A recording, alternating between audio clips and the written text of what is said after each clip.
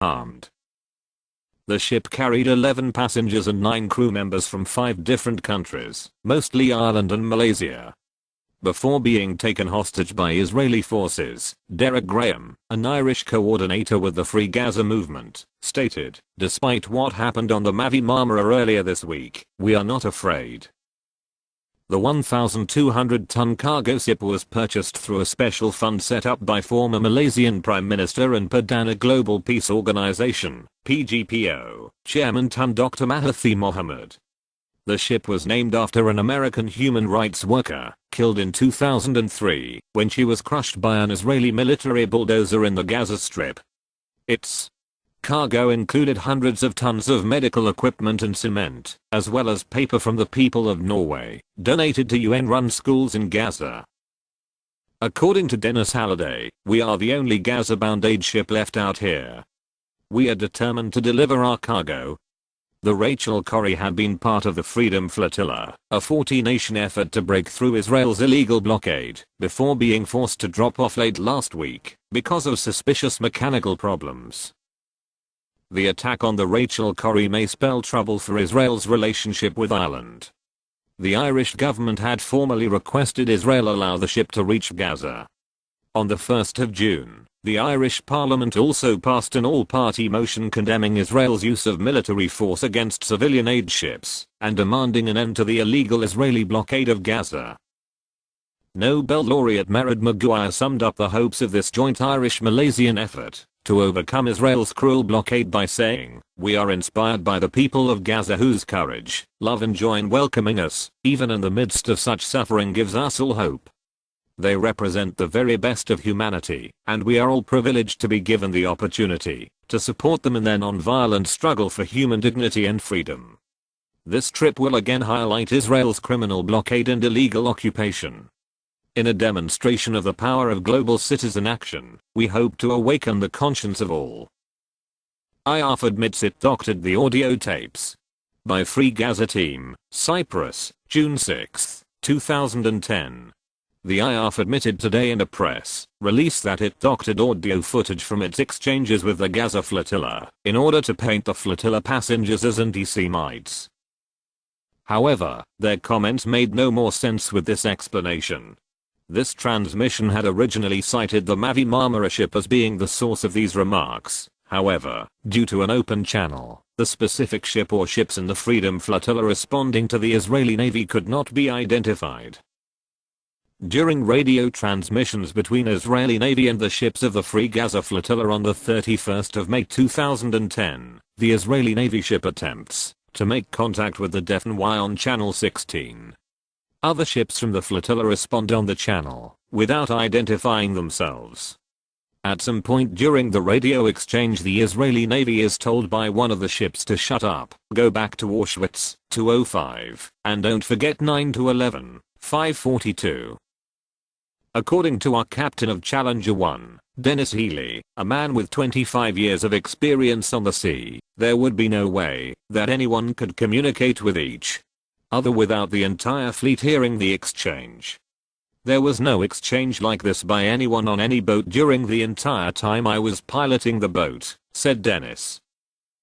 Huwaila Araf, the woman you hear on the radio, concurred. The open channel is always the open channel, and everyone knows who is on the radio. All radio transmissions on the sea are heard by all captains. Once again, Israel is caught in a lie trying to defend itself for the murder and mayhem it committed the morning of May 31st, 2010. We will be back. By Free Gaza Team, Cyprus, June 5, 2010. Today, Israeli Prime Minister Benjamin Netanyahu hailed a peaceful outcome to the operation when they seized our ship in international waters in direct violation of maritime law. Through his speechwriter, he said, "We saw today the difference between a ship of peace activists, with whom we don't agree, but respect their right to a different opinion from ours, and between a ship of hate organized by violent Turkish terror extremists. So we'd like to remind Mr. Netanyahu that the only hate evidenced on board all 6 boats on Monday morning came from the Israeli attackers. Israeli soldiers violently boarded the entire flotilla, beating, shooting, and hooding passengers, as though they were in Abu Ghraib. People had been shot in the arms, legs, in the head, everywhere. We had so many injured. It was a bloodbath, said Laura Stewart on board the Marmara, a British housewife and rescue worker. She described frantic attempts to treat the injured in a makeshift sick room on the ship, and failed attempts to resuscitate some of the dead. For further information, visit www.stuff.co.nz weblink. Therefore, we are putting Mr. Netanyahu on notice that we are returning in the next few months with another flotilla, that his actions and the actions of his soldiers have energized thousands of people who have stepped forward with offers to help and participate on the next voyage. We'd also like to remind Mr. Netanyahu that seizing our ship, the Rachel Corrie, is yet another violent act from a long series of violent acts against civilians that Israel has committed this week. Call from Gaza to the citizens of the world to break the siege. Besieged Gaza, Palestine, June 2010. 1.5 years after the Israeli army perpetrated a massacre upon the population of Gaza, apartheid Israel commits another crime against partisans of Palestine in international waters. The world is moved at the plight of Palestinians and their supporters. All of the 7 crossings between Gaza and Israel, including the Rafah crossing, the only access Gaza has to the external world, remain hermetically sealed. We request that the citizens of the world oppose this deadly medieval blockade. We no longer rely on governments. The failure of the United Nations and its numerous organizations to condemn such crimes proves their complicity. Only civil society is able to mobilize to demand the application of international law and put an end to Israel's impunity. The intervention of civil society was effective in the late 1980s against the apartheid regime of South Africa. Nelson Mandela and Archbishop Desmond Tutu have not only described Israel's oppressive and violent control of Palestinians as apartheid, they have also joined this call for the world's civil society to intervene again. We, therefore, ask people of conscience and civil society organizations to put pressure on their governments until Israel is forced to abide by international law and international humanitarian law. Without the intervention of the international community, which was effective against apartheid in South Africa, Israel will continue its war crimes and crimes against humanity, as articulated by the Goldstone Report. We call on civil society organizations worldwide to intensify the anti-Israel sanctions campaign to compel Israel to end to its aggression. Signatory organizations can be viewed at www.freegaza.org weblink. News/1215 Call from Gaza to the citizens of the world to break the siege. Our deepest sympathies.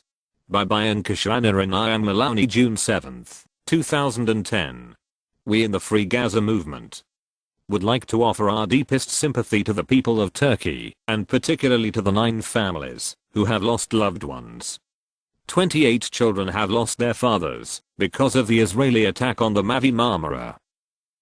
Britain's Guardian newspaper quoted Yalçın Buyak, the vice chairman of the Turkish Council of Forensic Medicine, as saying that the 9 victims were shot a total of 30 times. Based on preliminary autopsy reports, 2 men were shot 4 times each and 5 others were shot either in the back of the head or in the back. Ibrahim Bilgen, a 60-year-old activist, was shot 4 times in the temple, chest, hip, and back. 19-year-old Furkan Dogan, a US citizen of Turkish descent, was shot 5 times from less than 45 centimeters away, in the face, the back of the head, twice in the leg, and once in the back. 2 IHH aid workers, Sevdat Kilikler and Nekdat Yildirim, were among the victims. We in Free Gaza are proud and honored to work and be associated with the IHH and its honorable track record of humanitarian missions worldwide. As a human rights organization, it is hard for us to comprehend this kind of violence by Israel, especially when used against civilians embarked upon a humanitarian mission, such as that of the highly respected IHH. Furthermore, it is appalling that the inflammatory remarks of Netanyahu, referring to them as a ship of hate organized by violent Turkish terror extremists, should subsequently be repeated, or even referred to by the media as anything but a pathetically transparent attempt to justify the inadmissible. The facts are simple. The blockade of the port of Gaza is illegal, as deemed by international law and the UN. This point cannot be argued. The siege must end. The rights and dignity of the Palestinians in Gaza must be honored. The port must be opened. Alongside of our partners in the Freedom Flotilla, we demand that Israel returns our boats, including the Spirit of Humanity, detained by Israel since early 2009. The Free Gaza movement and our international partners intend to launch another flotilla at the first available opportunity. After that there will be yet another, and another, until this diabolical blockade collapses and steps toward peace are finally taken. On June 6, another boat was announced by the Judaischstim. Along with her partners, the EJJP and JJP, UK, they are sending a boat, and call to world leaders, to help Israel find her way back to reason, a sense of humanity and a life without fear. Jewish Voices expects the political leaders of Israel and the world to guarantee safe passage for their small vessel to Gaza, thus helping to form a bridge toward peace. The FG and our partners would like to acknowledge and thank the many governments, in particular that of Ireland and Turkey, for their support for our mission. However, most importantly of all, we would like to thank the ordinary people from everywhere who contributed to the cargo and raised their voices together to spread the message worldwide. This siege of the Gaza Strip and the imprisonment of its people must end.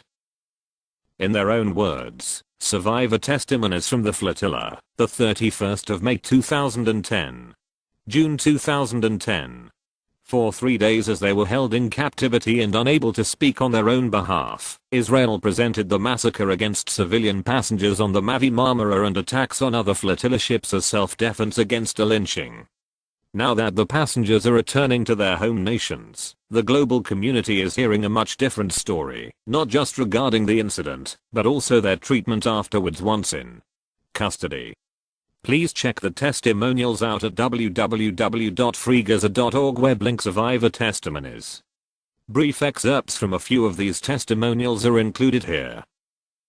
From on board the Mavi Marmara, Iruli. The attack was a surprise because it happened in the middle of the night, in the darkness, in international waters, because we knew there would be a confrontation, but not in international waters. Their first tactic was to cut all of our satellite communications, and then they attacked. All I witnessed firsthand was a shooting. They came on board and started shooting at people. We expected them to shoot people in the legs, to shoot in the air, just to scare people, but they were direct. Some of them shot in the passengers' heads. Many people were murdered. It was unimaginable. Lubna Masawa. When the Israeli military attacked the Mavi Marmara, we were deep in international water. That night, at 11 p.m., we saw 2 Israeli warships coming toward us. At about midnight we told the passengers to go to sleep. We thought the Israelis were only trying to scare us. We didn't believe they would dare do anything in international waters. Later we saw a drone plane take off from one of the warships. At 4 a.m., we lost our internet connection, and I understood that the Israelis were trying to cut us off from the outside world. I went immediately to call some journalists from the ship. This happened during morning prayers. As the passengers finished their prayers, the soldiers began to attack us. Small Israeli vessels with tens of soldiers came close to the ship, a helicopter appeared above us, and gas bombs were thrown on the ship from all directions. Within minutes, people began carrying injured people off the deck and bringing them to where I was, on the second level of the ship. Later, people started bringing in bodies, first 2 bodies, and then another 2. We put them on the floor and covered them with flags, or whatever we could find. Blood was pouring out of the bodies, from their heads. Reprinted from Midnight on the Mavi Marmara, /our books, 2010. Pages 42 to 44. Kevin Nish. I saw them carrying this one IAF guy down. He looked terrified, like he thought he was going to be killed. But when a big Turkish guy, who had seen seriously injured passengers who had been shot by the IAF, charged over and tried to hit the commando, the Turkish aid workers pushed him off and pinned him to the wall. They protected this Israeli soldier. That was when Kevin found the backpack that the soldier had dropped. I figured I'd look inside and see what he was carrying. And inside was this kind of flip book. It was full of photos and names in English and Hebrew of passengers on the ships. The booklet also had a detailed diagram of the decks of the Mavi Marmara,